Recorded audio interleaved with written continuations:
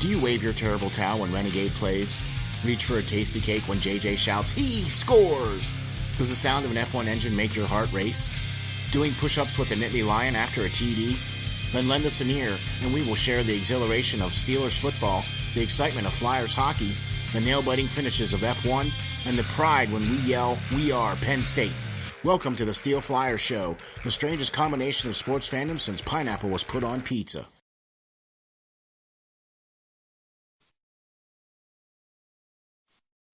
Ladies and gentlemen, welcome to the SteelFlyers All Sports Network, and boy, oh boy, have we got a very, very special guest for you all lined up today. That's right, folks, the voice of the Philadelphia Flyers from NBC Sports Philadelphia, Jim Jackson. How you doing, Jim? Doing well. How are you, Steel? Oh, man, I tell you what, I'm doing great, and I'm really glad that I got a chance to bring you on so we can kind of do a little bit of seasonal wrap-up here of the Flyers, kind of what you thought, what you got to see from your firsthand account of being there at the games, calling the games, and then kind of what we want to see with the Flyers and the team moving forward. I would like to kind of get your reactions on some of the press conferences that the coaches and the players had at the end of the season. And then we wanted to see maybe like some potential draft picks maybe that you might be looking at or something towards the future. All right. So we're just going to take it real slow. Firing away. All right. Philadelphia Flyers were eliminated from the playoffs this year, and unfortunately it was not quite the year that we were all expecting. And well, okay, we've already gone down that road, and I don't want to continue to be a negative Nelly or to continue to bash the team. We already know what's wrong with this team, and now we need to start getting our way to how can we fix this team? How can we make this team make the playoffs this coming season? So, Jim, can you just kind of give me a quick breakdown of what you thought about the Flyer season this year? They started off really, really well. Then COVID hit, and then kind of the wheels kind of fell off. So just give us a quick breakdown of what you thought about the Flyers this season. Yeah, you started by saying we all know what went wrong with the Flyers this year. I'm all ears. You tell me. It is a mystery to me what happened to this team. I will say in my 28 years now here, it's the most disappointing season I've been through.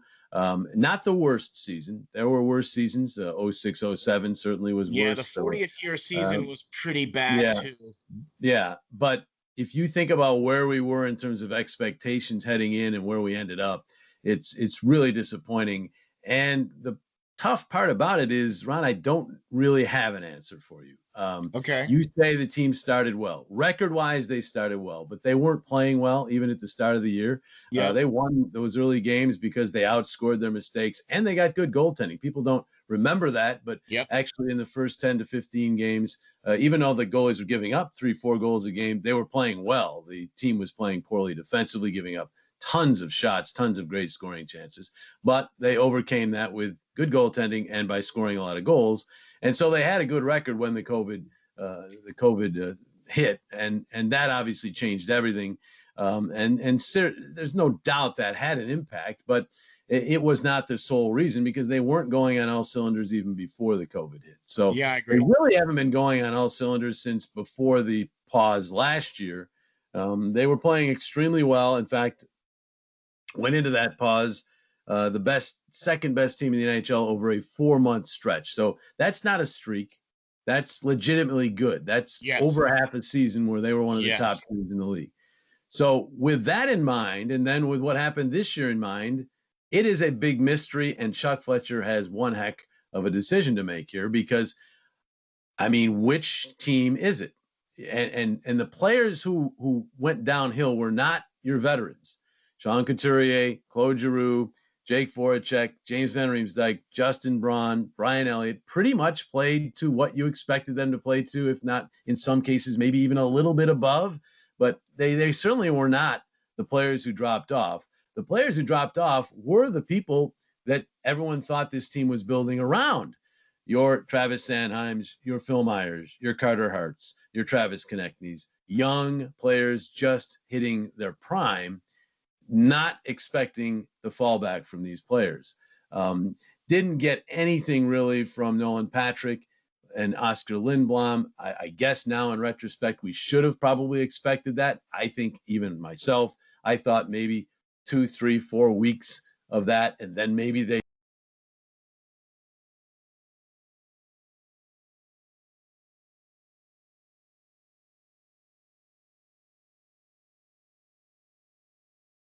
catch fire. It never really happened. COVID certainly might have gotten in the way of Oscar, but I'm not going to lay anything on Oscar's feet because this guy's, it was a miracle that he played the whole season, and he is one of the bright lights of the season. There's no doubt. And Nolan is a huge, big question mark moving forward now, because what is Nolan Patrick? So we have a lot of real serious questions about this team. And Chuck Fletcher going into this offseason now has to figure out how much stock he puts into the season we just saw. It was a strange year. No fans early, some fans late, a hugely truncated schedule, and then a jam-packed schedule, even more so than most teams because of their COVID outbreak. And no practice time virtually at all, which I think is being used a lot by the coaches as possibly the reason why these young players really never could get their bearings. So how much stock do you put in this season? If you put a lot of stock in it, I think anybody could get moved. If you don't put as much stock in this past season, and you think back to where they were before the pause, one of the better teams in the league, up and coming, young, then maybe there aren't these great moves that everybody's expecting, these big, huge maneuvers. So it's going to be very interesting to see. He's also restricted somewhat by a flat cap. And, of course, the expansion draft is going to shape things, too. They're going to lose somebody. Who they lose, how much money off the cap they lose in that transaction could also impact where they go. So there are so many variables. My answer in short to your question, I have no idea where they go from here. But it is really an interesting offseason because it could go in any direction. See, I'm of the ilk, Jim, that this offseason could affect this team for the next 5 to 7 years. And the reason why I say that is this.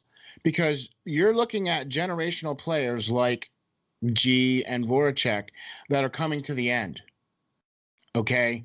Now, I know that G still is signed for another, 2 years after this year, or one more year after this year. And I think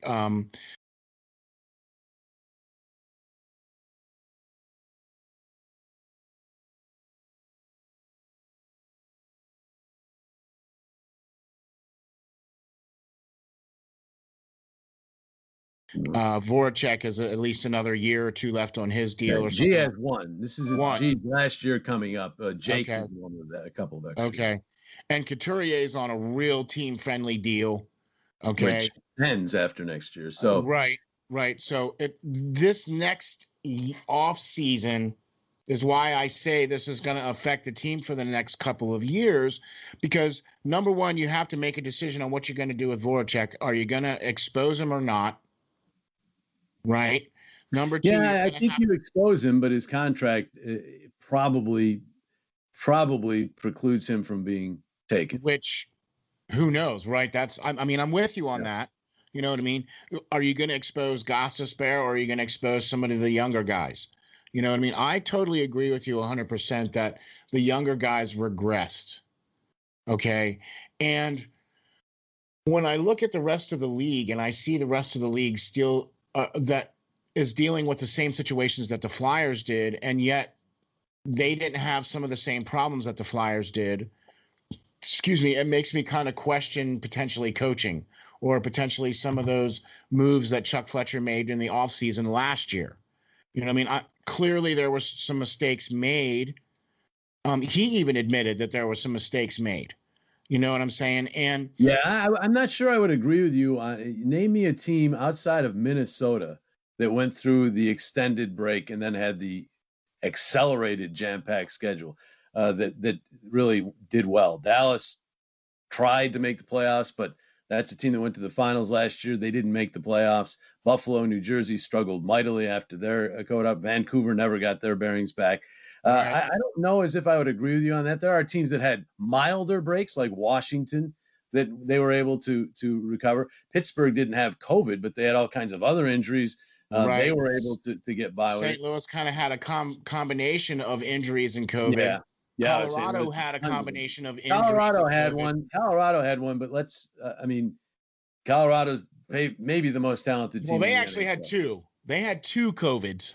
Yeah, but their schedule was not until the very end, and they had already clinched a playoff spot. Yeah, like the Flyers schedule. I mean, the Flyers played 17 games in 29 days at one point, and when you're a young team, Buffalo's a young team, New Jersey's a young team, some of these young teams that had these COVID, and then you don't have the practice time. Once things start going in the wrong direction, really tough to right that ship. I have a hard time thinking it's coaching. Lane Vigneault has won 700 games in this league. He's got two very experienced assistants, and then he's got Ian LaPerriere, who is also an experienced assistant coach. I just have a hard time thinking that those guys are the problem. So you mentioned coaching. I didn't agree with everything AV did with some of the younger players. I'll be first to say I think he scratched Phil Myers way too early. I think his failure to at least show some support for Carter Hart, I think might have hurt. But he's also one of the best practice coaches around, and he didn't get to use that. So I think he was kind of hampered by that. We will find out. I mean, next year he's going to have, with all hope, a full training camp and regular practice time during the season. I don't think the leash will be long after you miss the playoffs. No coach has a long leash, I don't think. But I really have a hard time thinking coaching was the problem with this team. Okay. Now, as far as the other move you talked about, the general manager, there's no doubt the Eric Gustafson move did not pan out. And this is not one that many people are saying in hindsight, because I know when that move was made, a lot of people questioned it. I got great reports on Gustafson from somebody like Eddie Olczyk, who saw him play in Chicago. But right. The problem with the move wasn't even necessarily what he was going to bring. It's that he was so similar to Ghost, and you couldn't really play both of them. And he wasn't a guy who was going to replace Matt Niskanen. Now, I'm not sure there was anybody out there that was going to replace Matt Niskanen. So it's not like if he didn't get Gustafson, he was going to get somebody who would have made this team better, that they could have fit under the cap. But that move clearly wasn't good. But the fact that he didn't make many moves, the people who are now getting on Chuck Fletcher for his quiet offseason last year, I laugh at, because where was he going to go? This was a young team that was just coming off a 7th-game loss in the second round after being one of the better teams in the league before the pause. Why would he break that up? He wasn't going to make a lot of moves off of that season. So I don't see how you can now. That is absolutely Monday morning quarterbacking when you start saying you should have been more aggressive last year. You can question the Gustafson move in and of itself, but his general approach, not making a lot of changes, if you question that now, you are doing the ultimate in Monday morning quarterbacking. I feel you on that, but one of the things that I mean, the Gustafson and Braun move were knee-jerk reactions to Niskanen retiring. Okay. If he didn't do the Braun move, this team would have been even worse. He was a steady defenseman. They had to have somebody, and they didn't overpay for him or anything. So I had no problem with that move, especially after the Niskanen. I don't think the plan was for Justin to be re-signed. Right. Because they had defensive depth, but the Niskanen thing was kind of out of the blue. So once that happened, I don't see that as knee-jerk. I saw that as let's get ourselves at least one veteran, and then we'll look for somebody else. Now, the choice of Gustafson as the other one can be certainly questioned. Okay. That's kind of where my questioning starts, is with that. Okay. And I guess maybe I was expecting too much. I mean, maybe because of how the year ended the previous year with going to the playoffs and playing that well and not doing as much with this team, with those expectations being much higher, I think, for this coming season, and then them expectations not being met. Yeah, well, and then we're all disappointed. I said it's right. The most disappointing season I've had in 27, 28 years. That's saying something. I mean, I'm completely at a loss to explain how, almost to a T, except for Joel Farabee, the young players stepped backward, not leveled off. They as you said, regressed. And these are talented players. These are players who we know can do it. They've already done it at this level where they've played well. We were hoping they would play even better. But when Travis Konecny, Travis Sanheim, Phil Myers, Carter Hart, those are 4 key young players on this team. I can throw in Nick Aube-Kubel, who's not quite as important a player, but he's another guy who went backwards. And then the 2 that had excuses, but obviously didn't raise their level or couldn't in Nolan Patrick and Oscar Lindblom. Yeah. So we're up to 7 players there. Yeah. That's 7 regular players, including your starting goaltender.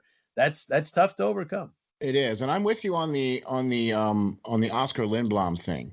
I do agree that expectations of the fact that he played for most of the season, that to me was more of, okay, I would just like to see that from Oscar Lindblom. For sure.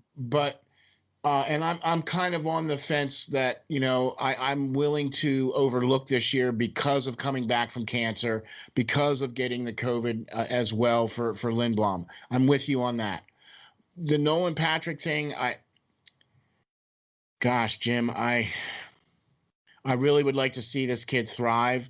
I really would like to give him a chance. I personally just don't think it's going to be in Philadelphia. I just really think his time is done. I think he was given that prove it deal last year. You know what I mean? And he completely regressed. Now, Chuck Fletcher came out in the press conference and barely said anything and was like, well, he made it through the first season, or made it through a full season. Well, okay, he had 9 points. A number 2 overall draft pick who makes it through a season healthy, that's your yardstick for that. That's hard for me to deal with. Well, he's a number 2 overall pick who missed more than a calendar year of hockey, so you can't just throw that. You can't just throw that away. And he's been injured since, even before he was drafted. He had core muscles. There's no doubt he's an injury. But I'm talking about your expectations for this season. And when we talked, I saw him in training camp. He was flying. Yeah. So I thought he was great at the beginning of the year. I thought he looked good. First 5, 6, 7 games. And 9 points minus 30. You can run through his numbers. It was just a bad year. But I tell you this, he's very young and he is talented. We have seen in spurts, flashes. Not this year, but in previous years, flashes where he can be really good. So you do run the risk. Yeah. If you move along from him of looking very silly. There is the risk. Yeah. It might be a small risk given he's had enough time maybe to show what he can do here. But again, he's coming off a lot of inactivity from hockey. And so maybe our expectations weren't right for him. Maybe it was the wrong year to have no practice time for a player like that. He really needed practice time. So again, this is right back to my original comment for Chuck Fletcher. It's with Nolan Patrick, I think, is the poster child for it. How much stock do you put in this season for these young players? Okay. And as far as the Girouxs and Voraceks and Couturiers and the veterans, not Couturier quite as much, although he's getting there, but Voracek and Giroux, I mean, we have to expect decline at some point from the age they're getting. So, there's question marks there too. Those are more normal ones for a general manager. When do you move on from a player as a veteran? But the other question to me is the question that really determines what direction the Flyers go in the offseason is how much stock does he put in this lost season for so many of these young players? Because if it's full stock, like it's a regular normal season, and he says, listen, they had 56 games, and it's not 82, but that's enough. If that's the case, this could be a completely different looking team come September. If, on the other hand, and given what his coach said, you might think he might lean this way, that it's unfair to judge a lot of these guys who needed that year of development, you needed that year of practice in particular, and got none of it basically, then he might not be as harsh in his judgments, and he may hang on to these guys and give them next year. Now, he doesn't have a choice with Sanheim. He's a free agent. He's got to make a decision there. With Patrick, to some degree, I think Nolan's got very little bargaining power. So, but and Carter Hart, there are some contractual issues that he has to settle here too. So, but from a general standpoint of moving forward, be very interesting. How much can he bring in to change the team? They definitely need another veteran defenseman. We saw that. Yeah, I preferably do one that think shoots there are some right-handed. internal solutions, but we do need to have a coach who trusts young players. And there are times when AV, it seemed like you really had to force him to really to compliment young players. Like Wade Allison, to me, late in this year, deserved all kinds of praise. I don't Agreed. care. Now, when he first came up, the games did mean something. I know AV later on said, I don't put a lot of stock in these games that are meaningless. But when he first came up, first of all, the Flyers were still alive. Second Yep. of all, many of his games outside of the ones against New Jersey were against teams who had something to play for. So they were meaningful games in that regard. Washington and the Islanders and those games, Pittsburgh, So, and yep. and he played well in those games. So to me, I would have liked a lot of this guy's got a chance. I don't want to talk so much about him that you make him get a big head and he comes into camp overweight and all that. You can certainly walk the tightrope, but to say Right. that by playing as well as he did, I mean, he was an absolute breath of fresh air, I thought, for this team with his energy, with his physicality, his skill, just his attitude on the bench, Yes. all that. Agreed. I think this team needs that. And Yes. I was surprised with the tempered praise that he got. I also thought that Cam York, in a very small sample size, but showed me that this is the potential guy that can run the Flyers power play. Well, I'll tell you what, Jim. I watched a lot of Cam York for college hockey. I specifically wanted to follow what he was doing this year at Michigan for Cam York, because I watched him play in the World Juniors, right? And so I wanted to really watch him play in Michigan. And I'll tell you what, this guy is a real deal. Okay, he really is. He plays, but he plays so much more mature than what he really is. College to the NHL, it's a huge jump. Oh, I agree. I saw him. I watched every game of the World Juniors. He was outstanding, but it's the World Juniors, and World Juniors is higher level than college. So I'm not saying junior is higher level than college, but World Juniors is the best of the best. So yes. That to me proved this guy's got a shot. Then he was very good, and again, a small sample size in the AHL. So he comes up, plays 3 games, and it's. I'm not going to put too much stock, as AV said. These games were very late in the year, but it was still NHL play. It was still games, the first couple against a team that had something to play for. And he didn't look out of place, though. He looked, to be honest with you, he looked out of place in a good way in terms of his ability to make that first pass, to avoid the first forechecker, his ability to run the power play when he got his chances to do that. But, he's not the biggest guy. There were times in the games where he got overrun. He's not perfect, but I did see things in his game that were very impressive. I certainly saw things from Wade Allison. Tanner Lazinski, before he went down, I thought showed you some good things too. So there are some possible internal options to some of the depth players. Eventually, Wade Allison and Cam York might not be depth players. Wade Allison might have enough skill to be in a top 6 kind of guy, and Cam York certainly might be a top 4 defenseman. Yeah. So there was some good there. But again, I really think the future, and as far as Chuck Fletcher goes, because those guys all don't have to be protected, they're all coming back. It's those the young guys that were graduating to veteran status this year. That's really the crux of it to me. What happens to them in this offseason, if anything, and more importantly, if they are still here, was this year kind of a mirage? Or was last year the mirage? I mean, it's a tough call for Chuck. It really is. He does not have an easy decision. You mentioned a lot of the young players. This is what I wanted to get into as part of the positivity moving forward. This is exactly what I wanted to talk about and get into. And you mentioned something during one of the games that Cam York played.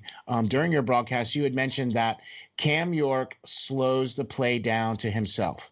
Okay. Yeah. And that right there is very telling to me about a player, especially in his position and what he's doing. When somebody like you can notice something like that about that kind of player, that to me says a lot about that player. And after watching him through the World Juniors and then through playing at Michigan, everything like that, hearing you say that really just kind of solidified the fact that I really believe that Cam York is going to be exactly what you said. One of those type of defenders that the Philadelphia Flyers are really going to need and want to go with moving forward. Well, I I mean, he's like, 20 years old too. That's the yeah, part that was impressive to me. A person of that age and inexperience that had enough confidence to be able to slow an NHL game down to his pace. see, And that exactly. was in the first game. The second game, he got they went after him. Yep, he got rocked. And the NHL, they scout you. They see that he likes to use the wall. It won't be a constant climb like this. We know that, but I think there's a lot there with Cam York. I do. I agree. I'm also very impressed too with what Moran was able to do and coming in this year as well. After 2 ACLs, having a really tough time to try to make it into the NHL for one, and then being able to play meaningful games for the Flyers. Did you like Sam Moran? Do you like his game? Do you think he's somebody that's going to be sticking around a little bit more? He's a free agent, unrestricted free agent, due to the way his contract works and the length of time he's been around. He's a great story of the year. I mean, his goal to beat the Rangers was one of my personal highlights of the year because he worked so hard. I mean, this kid, a lot of players would have given up after the first knee surgery, let alone the second, and he's had other injuries. And he's been told he's going to be a forward, which you can tell he didn't like, but whatever it took. And he was out there doing it. Yep. But, it's interesting. There were a couple of games early on where he looked like he might be able to be a regular NHL defenseman, and he supplies something the Flyers don't have a lot of, which is that physicality and that intimidation kind of thing, which still exists in the game. But there were also times where he really struggled defensively. So I don't know where we're at with Sam. You've got Igor Zamula, you've got Cam York, you've got the guys who are here. You're probably going to go out and get a veteran defenseman. I don't know where there's a spot for Sam. You're going to probably lose a defenseman. You may lose Ghost in the expansion draft. You may lose Myers, whatever, however they're going to go with that. But there's still quite a bit of players on D, which is why they were moving him to forward in the first place. And yeah. They started underperforming, and all of a sudden, okay, we're going to put you back on D. He actually went back because of injuries in Lehigh Valley and got a chance and played pretty well. And I would love to see Sam Moran become a regular NHL defenseman because no one's paid as many dues as he has. So let's hope it happens. If it's not here, somewhere else, but let's hope, because he's a great kid who has worked so hard and just loves the game, and he deserves a shot. I agree 100%. I felt that he was also a breath of fresh air for the team when he was able to come in and play, and being able to see him during warmups with his one knee down at the red line there, chirping across the thing. As a Flyers fan, that's what we're all about, right? We're all about that, making sure that you understand what side of the ice you're supposed to be on. You know what I mean? Yeah, Sam likes to look for dance partners. There's no doubt about that. No doubt about that. So now, what did you think about the fact that because of COVID and because of all the protocols that were in place, we didn't get to see a lot of the junior leagues play this year, and you personally were completely wrapped up in that as well too, with going on, not being able to see as many games as you probably would have liked to have seen as well too. So now that we're getting to that point now where the draft is going to be coming up, and you started to see a lot of these players like our draft picks, Tyson Forrester playing for the Phantoms, Wade Allison started playing for the Phantoms, and Zade Wisdom has been playing well on the Phantoms, and these guys have been playing for the Phantoms now because there's none of these junior leagues.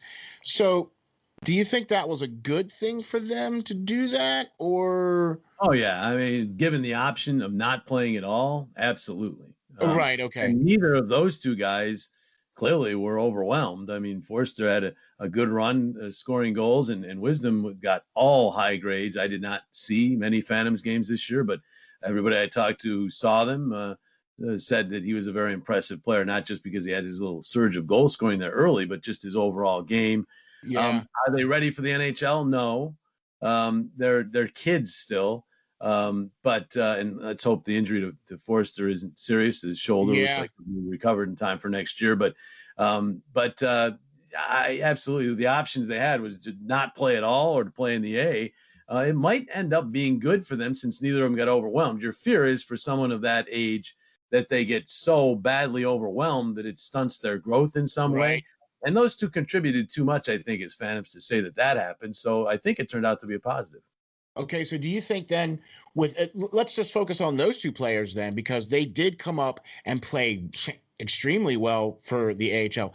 Do you think that because it didn't necessarily stunt their growth, that's going to maybe help fast track them more so that they'll play on the AHL team this next coming season then? Could. I did not see enough of them to make any kind of assessment, but I'm sure the scouts, I'm sure Brett Flair, and I'm sure Chuck saw them a lot, seeing them a lot now as the AHL season continued past the NHL season. At least seeing Phantoms in general. They're not seeing Forster anymore because of the injury, of course. But, I just think that they're still going to be really young next year. They'll come to camp, I'm assuming, and see how they do in camp. Wisdom was really good in camp last year, so I would expect him to be great this year. But it's funny how that goes. I remember Zamula's first camp was better than his second camp. I remember Sanheim's first camp better than his second camp. I can remember Terwinski was the same way. Konechny. Yeah, a lot of these guys, that first camp, maybe it's just because you're so full of energy, it's better than the next one. We always expect progression. It doesn't always happen. But they're really young players still, so I think they're just going to let the growth go there. Forster's got skating things that I think are going to be worked on. Wisdom is just about, I think, basically honing his game. But I love the energy he brings too. And there is certainly a place for that on this team. So we'll see. I wouldn't be counting on those players, though. I think that no, I wouldn't either. Possibly to be back in junior next year. We got to see how it all flushes out. Canada's still got all kinds of issues. So, it's this pandemic's so uneven. I mean, there was a time, and the reason the bubbles were both in Canada, that Canada was doing great with it, and the U.S. was struggling, and now it's kind of role reversed. The opposite, so, yeah. So, okay, well, there you go. Now, with what the Flyers were able to do or not able to do this year, given the upcoming draft and then also the expansion draft, okay, and we touched on this a little bit earlier. Let's go with the regular draft first because that's going to happen first. I think the expansion draft is first, is it not? I couldn't remember. I can't remember. Yeah, I think it is. I think the expansion draft happens like 3 days before the real draft. I thought it was the other way. Yeah, I thought it was the other way. It could be the other way. But for some reason I had on my schedule something about the 21st maybe for the expansion draft, and then 23rd and 24th for the entry draft. Well, let's break out our crack research team here. There you go. Go to the cloud. NHL Draft 2021. And let's see here. July 23rd and the 24th. Right. Now I think that's for the no, this is for regular draft. Right. Now do the expansion draft. I think the expansion draft's the 21st, if I'm not mistaken. I could be wrong. 20th, 21st, somewhere around there. It is. Yep, you're right. July 21st. So it's a couple days before. A big part of that. Remember with what Vegas did with the draft pick, not taking certain players and giving draft picks. And I mean, George McPhee played that like a maestro, and they ended up going to the finals. But we'll see how that goes. But yeah, it's a busy week. You've got the expansion draft, then the entry draft, then you've got 3-4 days later free agency. So it's going to be a real busy time. Okay, so then we'll do the expansion draft first, since that's going to happen first. Who do you think is going to? I mean, look, this is all just speculation here because we're not privy to what's going on in Chuck's head and everything like that. But who do you think potentially could be on the list of players that might be exposed or might be selected or something like that from the expansion draft? Now, I've seen several models of how this works. One says you get to protect 7 forwards, 3 defensemen, and a goalie, right? Right. The other, I saw 8 skaters of any kind and a goalie. So if my math is correct, if you decide to protect 4 defensemen, you lose 2 players, right? You lose the forward and a goalie. 8, right? I think that's the case. That's what I've been seeing too. Yeah. So most teams, I'm assuming, I only protect 3D because they don't want to give up 2 spots. If the Flyers had to protect 3D, it would be, one would assume, Provorov, Sanheim, and Myers. Moran. Well, no, Moran's not signed. Never mind. He's a free agent. Yeah. Sanheim's a restricted free agent, but they'll have to protect him. So, I mean, Provorov, Sanheim, Myers. Obviously, Provorov. Yeah. Obviously, Sanheim. So you've got 4 there. If they decide to go 4, then they can only protect 4 forwards. So I think they probably go 7. And you have to protect you have to protect G because he has a no trade clause. Right. Right. And who's Hayes as well. Hayes has a no move. Hayes has a no move as well. Right. So those 2 you have to protect because they have no movement clauses. Right. So now that leaves 2 more. Model where you protect 4D, you're down to 2 forwards. Right. So if we protect 4D, who's the other 2 forwards? Yeah, I don't think I'm going 4D. So the way I'm looking at it is, I think Shane Gostisbehere will be left unprotected. Now, I agree. He is not. Myers will be. To me, Myers, with the much less cap hit, younger player, is going to get picked up. The guy is loaded with talent. I know he's coming off a tough year. Ghost, really, this wouldn't have even been a question if Ghost hadn't had a really good year, in my opinion. Now, in a year in which he was scratched, he was waived, cleared waivers, had COVID, had an injury, and I'm saying it was a good year. But when he played a lot like the Ghost that we saw 2-3 years ago and in his rookie year. He's never going to be a defensive defenseman. Get that out of your head. He's never going to be a guy exactly out there when you're up by a goal. That's right. Late in the game. But he is going to be a guy you put out there when you're down a goal late in the game, and he's going to be a guy. He's going to be the guy out there that you can put quarterback in your power play too. Right. So I think by the fact that he played well for the most part when he got his chances, he at least worked himself back into the conversation of being protected. But in the long run, his age now, getting into his late 20s, $4.5 million cap hit for 2 more years, I believe. Yeah. Myers is more affordable. He's younger. He's controllable.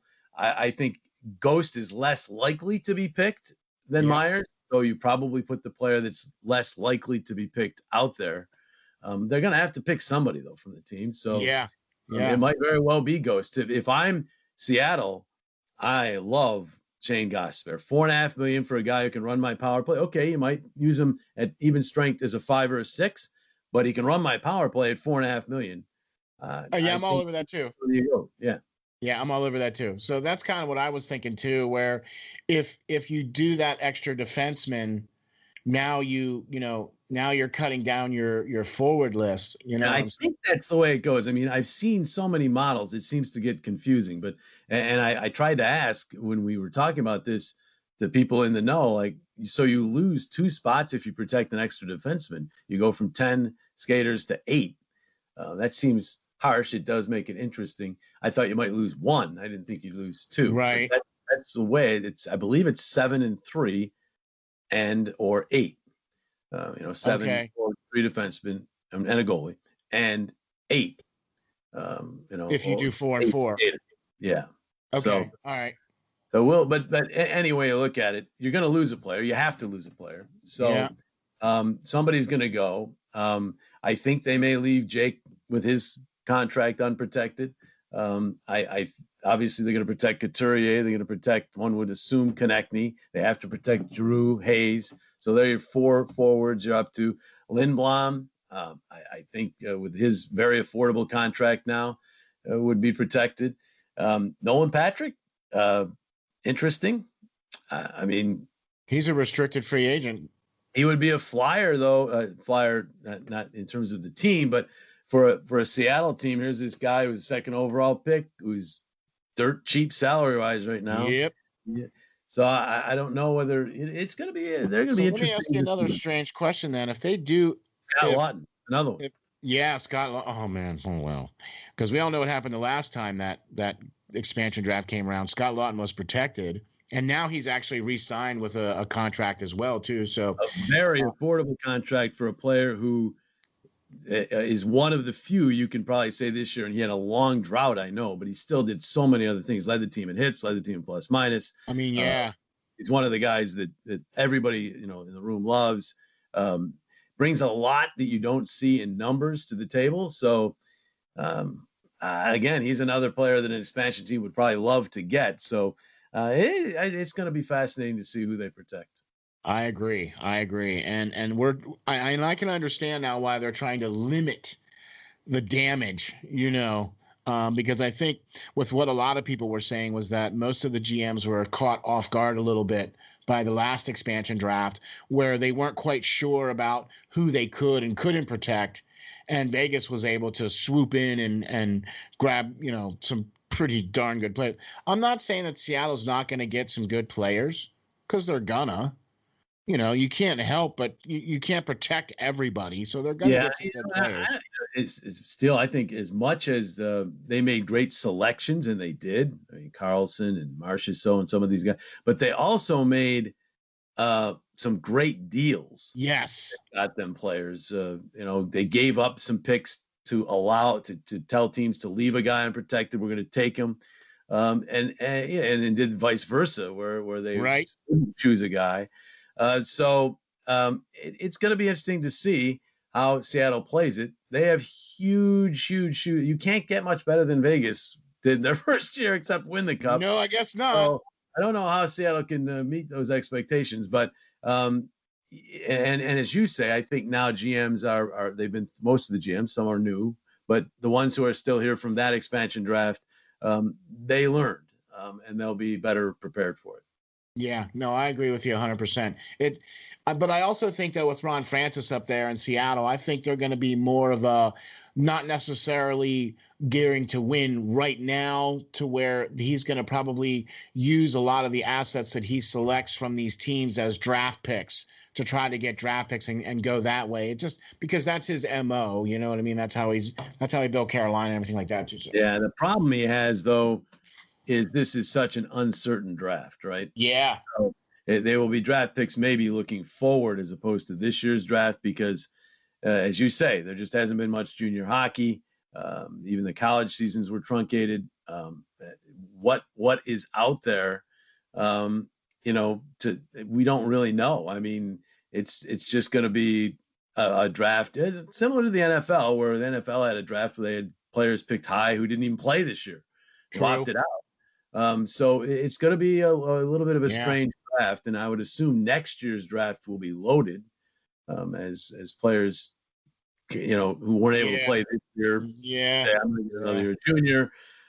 So it will be quite interesting to see how Seattle plays it. But if they look for picks this year, it's such an uncertain draft. I'm not sure they'll have as much incentive to do that.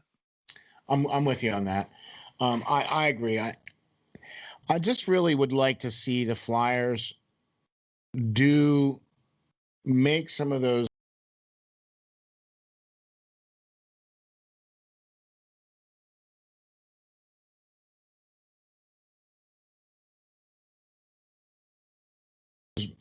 decisions that for the players moving forward and for the team moving forward, I would like to see those decisions made a little bit more.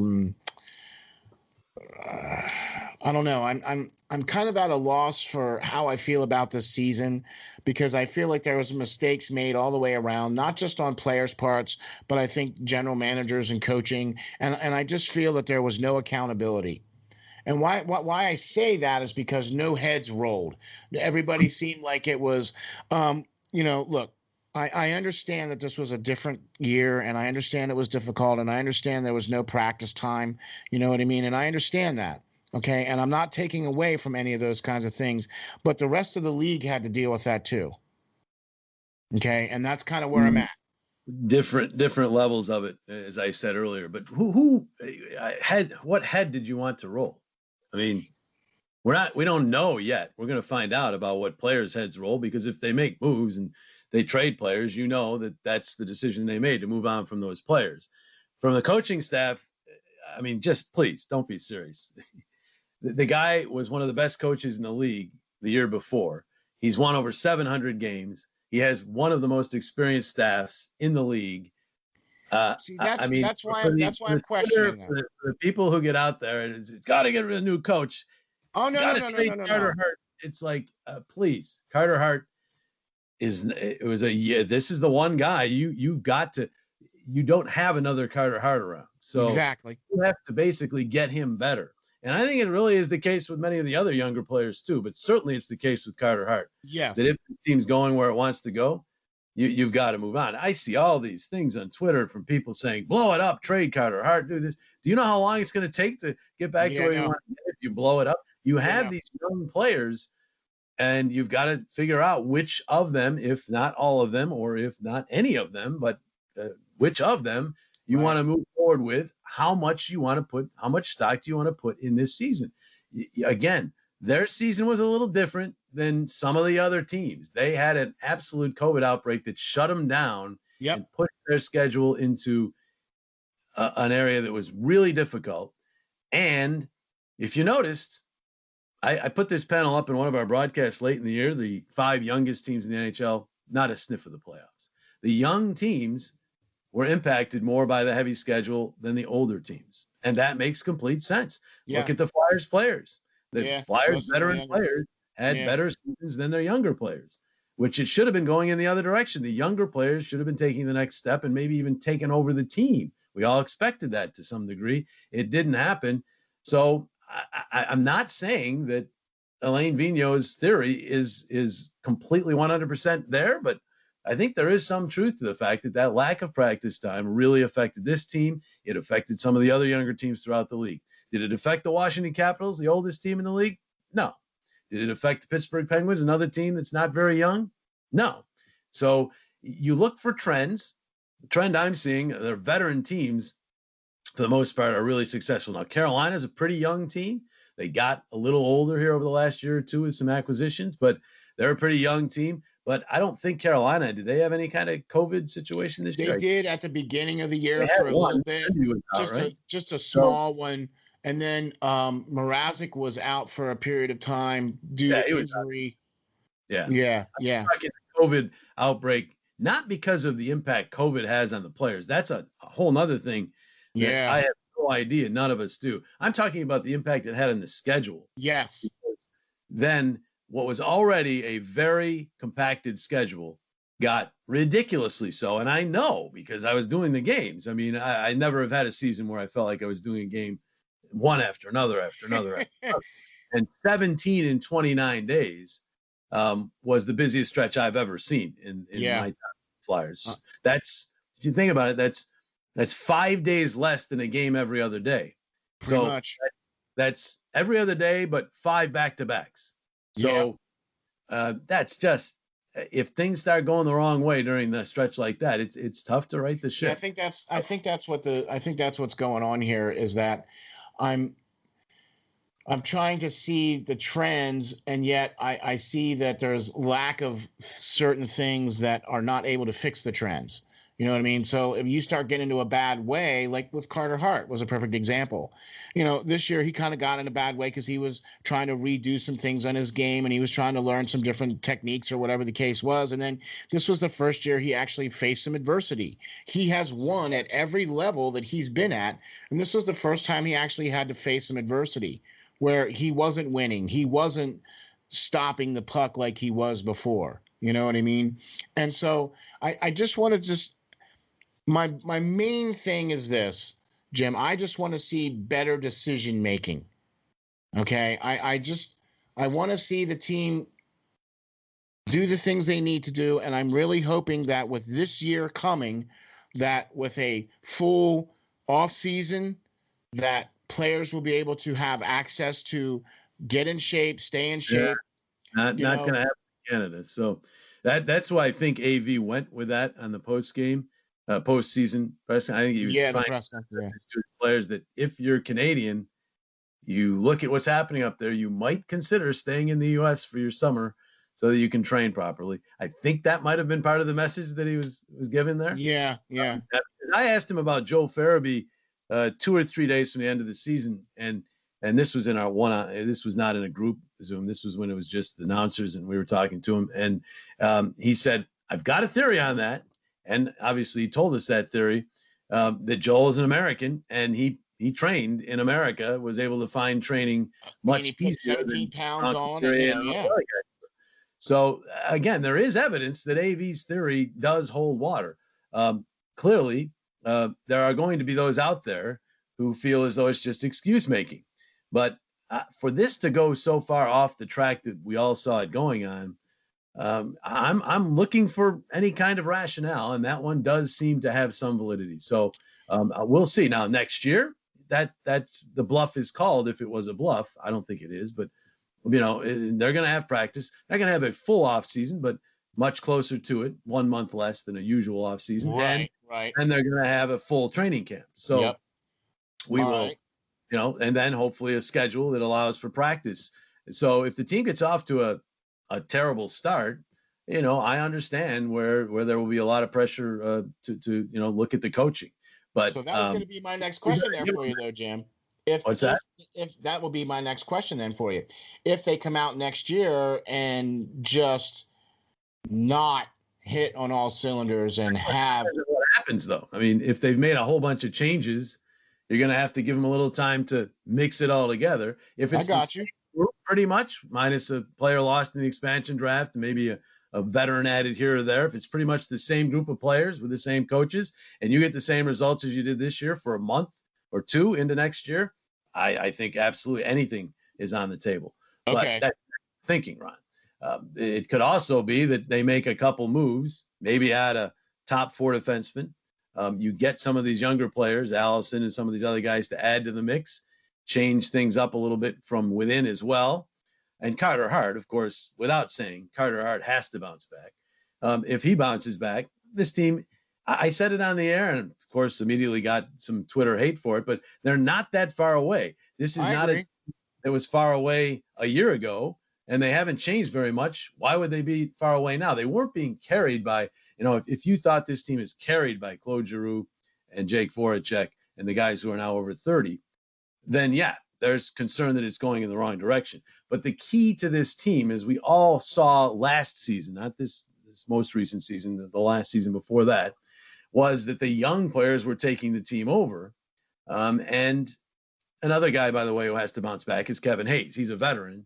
Big time. He's one of these, maybe the only veteran I can think of that I would say was below expectations this year. Is there somebody else I'm missing? Really? I mean, no, you know what? Because G had a really good year. I mean, he had what? Couturier. Yeah. Elliott, the veterans, Lawton, you could consider a veteran now. I mean, the guys who are 27 and older, outside of Kevin Hayes, pretty much played as expected or maybe even a little bit better. Agreed. I'm not sure we can expect that. Some of these guys are getting to the age now where you have to expect it to start going the other way. So it has to be not the Cam Yorks and the Wade Allisons. They can't be counted on. They might add a little to the mix next year, but it's got to be that core group of youngsters that are in their mid-20s now. That's no longer young. That's middle-aged. Right. It's not old, but that's when you're supposed to have your peak years, basically 24 through 28 or so.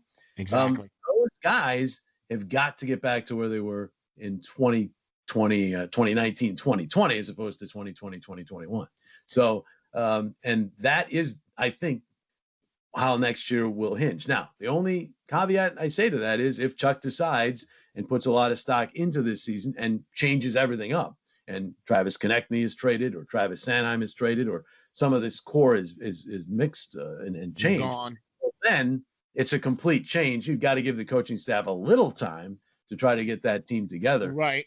So really, I can't say if we talk in mid-November, let's say, and the team's not off to a great start, and you come back and say, well, now you said if the team got off to a bad start. Oh, no, I would never. No, but if you said that, I mean, you have every right to if it's the same group of players. But if they make a whole bunch of changes, you got to give the coaching staff a little time to get them going. As you recall, in AV's first year, the team, and again, had a hellacious schedule. We had to go to Europe, then come back away. But did well. Once they got past mid-December, and then they had the Oscar situation happen. But they got into late December, into January, they took off. And from really, even with a dip in December after they found out about Oscar, from I believe it was November 13th to the pause in March, they had the second most points in the league. So yes, sir. He got him going eventually. So I think you got to give him a little time. But I do understand if not many changes are made, where the fan base will be expecting some big time changes if they don't get off to a good start. So, but it all depends on what they do here in the offseason. Which is why I said at the very beginning, what they do this offseason is going to affect this team for the next 5 years. It will. I mean, if they make a lot of moves, it certainly does in and of itself. If they don't make a lot of moves, and it means it's either going to be successful because these players bounce back, or if they don't bounce back, then these moves will eventually be made, or maybe coaching. Exactly. So, it's going to be. It is. There's no way around it. It's an important offseason for this team. Yes. I just know that going into most off seasons where you don't make the playoffs, it's like, okay, I have this area I got to improve, this area I got to improve, this area I got to improve. Well, you could look at this year's team and certainly say that they need to improve their defense, they need to improve their penalty killing, they need to improve, maybe their physicality. So, but there's that caveat of how much stock do you put in this year? Yeah, and that's hanging over everything for Chuck and for all GMs of these teams that didn't make the playoffs. So and had to go through COVID. So it's a lot, as they say. Yes, it is. We'll see. I mean, it's going to be fascinating to watch. That's for sure. He's got $11.25 million in cap space that he'll be able to play with a little bit. So that's going to give him some room to potentially bring in one of those veteran D-men, or maybe even a veteran. Before they signed Carter Hart, correct? This is all before Carter Hart signed or anything like that. Did you take Sanheim and Hart's salaries from this year off of that list? Yes. Before you came up with that figure? Yes. Yeah, so they have 11.2, but they have Sanheim and Hart. They got to sign. Okay, so that's why you're jumping ahead of me there, Jim. I'm saying a lot of people are going that way with the salary cap, and you're justified. I understand what you're saying, but I do think they're going to have to lose some salary, and maybe they lose through the expansion draft, but they're going to have to lose some salary in order to make the big time acquisition. Exactly. You're talking, this is a free agent. Now they can make trades. You can still make player-for-player trades now, but they have to be ahead of me. You're jumping ahead of me. Matching right with the salaries. Well, so what I was just going to say was the fact that they do have some cap space. They are going to need to sign Carter Hart. They are going to need to redo some contracts and things like that. And they are going to have to lose some salary in order for this team to offer somebody any kind of serious contract. You know what I'm saying? Because let's face it, Carter Hart's going to need to be re-signed. Now, I don't think that we're necessarily going to be backing up the Brinks truck for him for this contract. Like, if he would have continued to play like he did last year and just continue to elevate, then yes, we would be backing up the Brinks truck. But I think he's going to get a bridge deal to where it's not going to be as expensive as they initially thought. So there's still going to be some wiggle room there for management to try to get other players in or to do some other things with the cap. So he's still going to be most likely $3 to $4 million more than he's making now. Yeah, I would think. Yeah, and Travis Sanheim's going to get a raise. They're going to have to find a backup goalie if it's not Brian Elliott. It's probably that's the other thing too. A backup goalie needs to come in as well. Than Brian was very cheap this year. Yeah. Again, that money goes away quick, don't it? It will go fast, but I just say Chuck's got a lot of decisions to make. And he knows that. And it's going to be interesting. Remember, he is the guy who brought people forget this, but the guy who won the Kirill the Thrill was a Chuck Fletcher draft pick, was he not? Yes, he was. Yeah. It's not. And again, the first draft. Can we trade him and bring him? I don't think he's available. Just a hunch that he's not available. Probably. But you look at it, the first draft he had was Cam, and And I think the drafts I are. like his draft picks. I like his draft picks. It's early.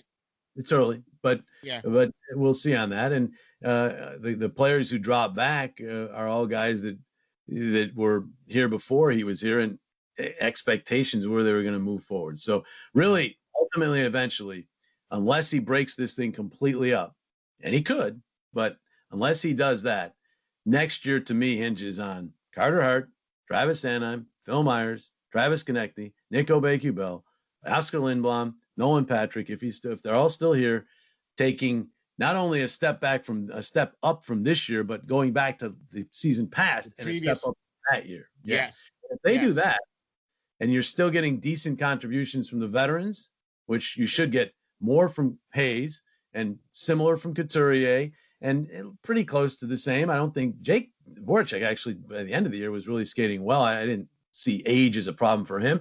Gee, they're you're going to have to. He's going to be 34 next year. But if you get basically contributions from them, this team absolutely can be in the playoffs next year. So I know people are. That's the way we are in Philly. We jump, we jump on what happened yesterday, and it colors our opinion about everything.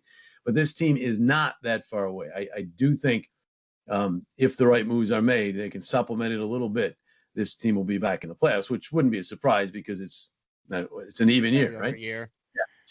So next year we're slated. Make it in 22. You got to make it in 23. Yeah, right. Wow. Well, there you have it, folks. This is what I wanted to do, Jim. I just wanted to give you a platform so that we could get. I'm not looking for platforms. These are just my opinion. No. But I wanted to hear your take on the end of the season with the questions that I wanted to ask you, because we heard all your broadcasts and what you thought of the team, but I just wanted to get your take on what you thought about the season and see where I was at as far as that's concerned. You definitely helped to open my eyes to a lot of different things and help me to consider other things as well too. I try not to look at it with the fan eyes. I try to look at it as the analytical eyes. Let me say this. I appreciate the passion of Flyers fans. I love it. It's one of the reasons why I'm so happy I made the choice to come here as opposed to go work in Anaheim when I first came into the NHL. Right. I mean, Anaheim's won a cup. We haven't, but I'm still very happy I came here because it's just the passion. I love it. But passion has to be guided in the right direction sometimes too. And I also think all of us who cover the team need to be very careful not to overstate the influence of those who speak out on social media.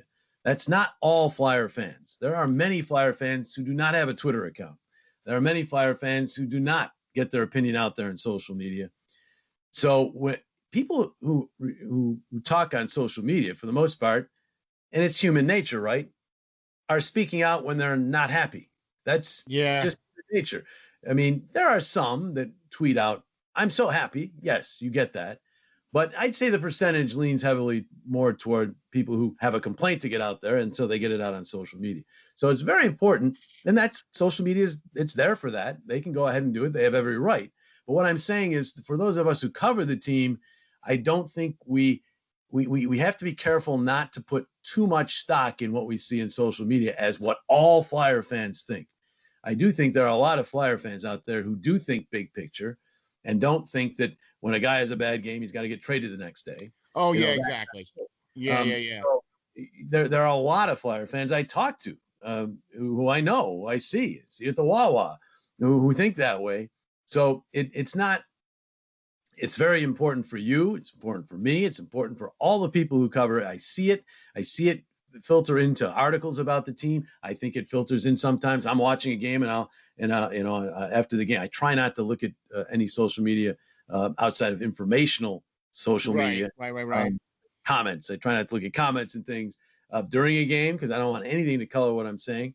But after a game, I'll watch, and if it's a loss, I know I've got to be strong mentally going into it because I'm going to see a lot of negativity toward me as much as the team and whatever. But I always say to myself, follow your own advice here. These people who are getting their opinions out there are not necessarily representing all of Flyer fandom. That's right. I do think next year there's going to be a ton of enthusiasm, mainly because we can have hopefully a full house. Yes. Fans all back. Yes. And things be normal. I think there will be certainly a group, a large segment that will be ready to really get upset if the team doesn't get off to a good start. I understand that. But I do think we all have to temper our assessments of where Flyer fans are at and not judge it all on what we see in social media.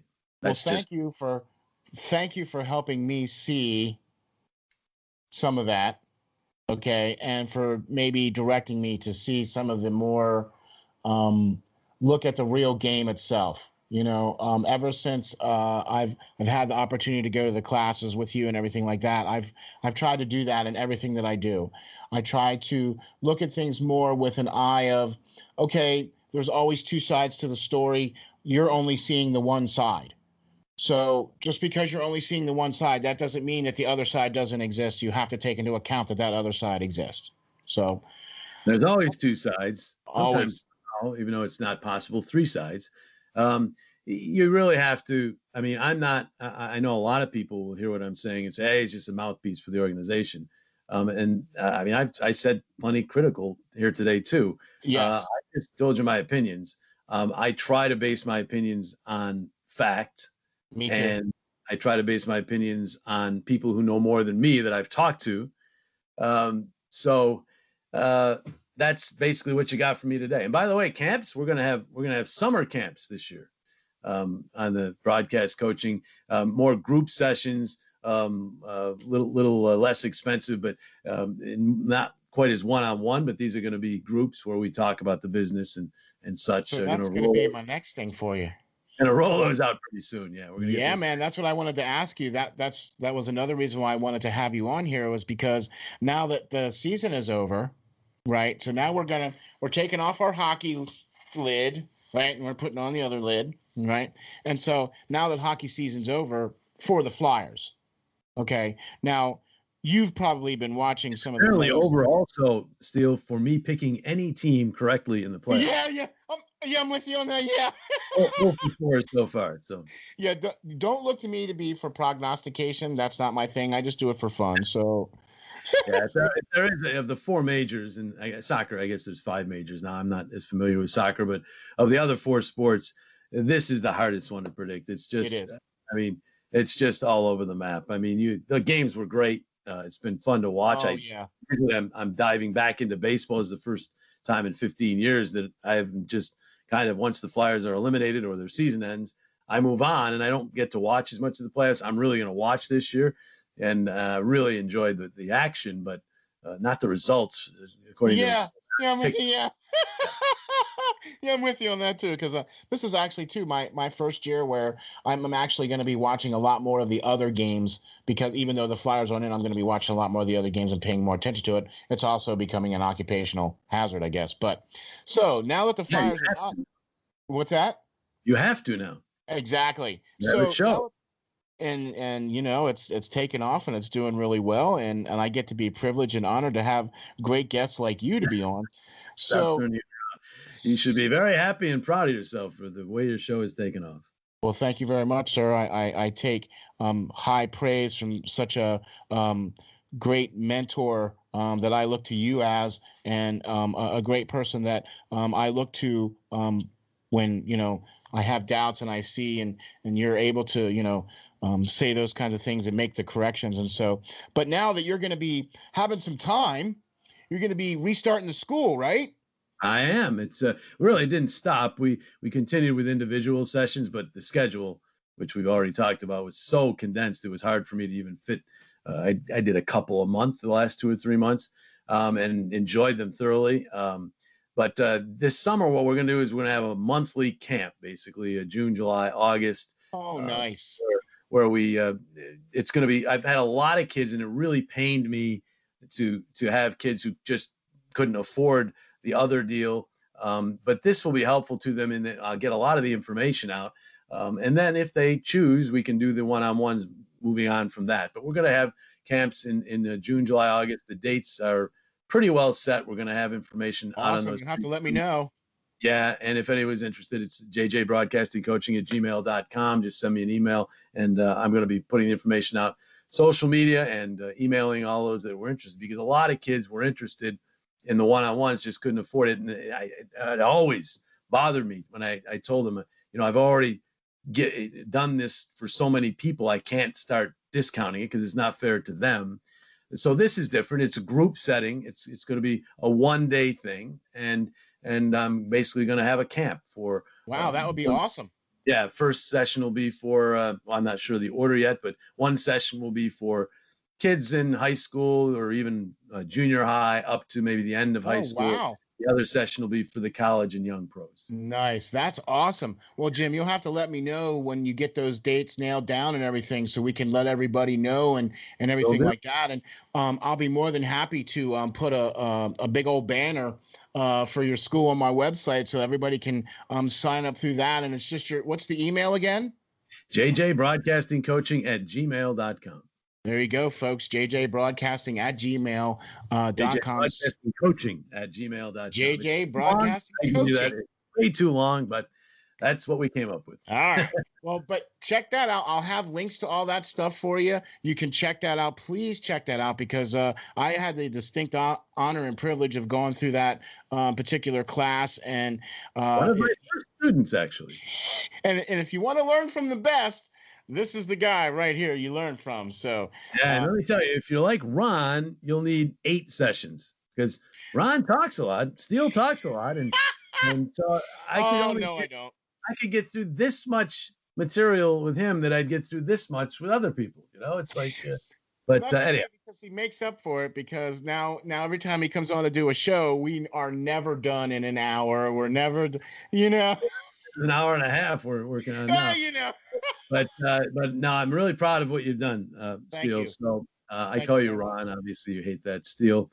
But you've done great stuff with your show. You're getting sponsors. You're adding people to your network. So you're doing really well with that. I'm very proud of you. Well, thank you very much, sir. And a lot of it I got to learn from you, not just by watching you over the many, many years that I've enjoyed you doing the broadcast, but also being in part of your class and everything like that. So that was really amazing. And if you really want to learn about broadcasting and learn how to do broadcasting, there's no better person to learn from than Jim Jackson, the voice of the Flyers. I mean, he's definitely you don't win Emmys for nothing.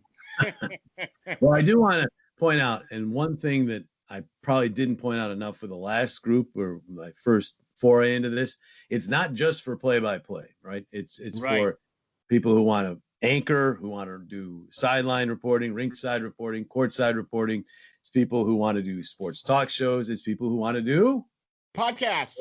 Yes, podcasts. So it really is, to me, there are certain fundamentals about broadcasting that hold for all of those. Agreed. And I've done, with the exception of podcasting, I have not done a podcast. I've done all the other stuff. I've anchored, I've reported, I've sideline reported, I've done play-by-play. So any of that, if you're interested in getting into that, I'd love to coach you.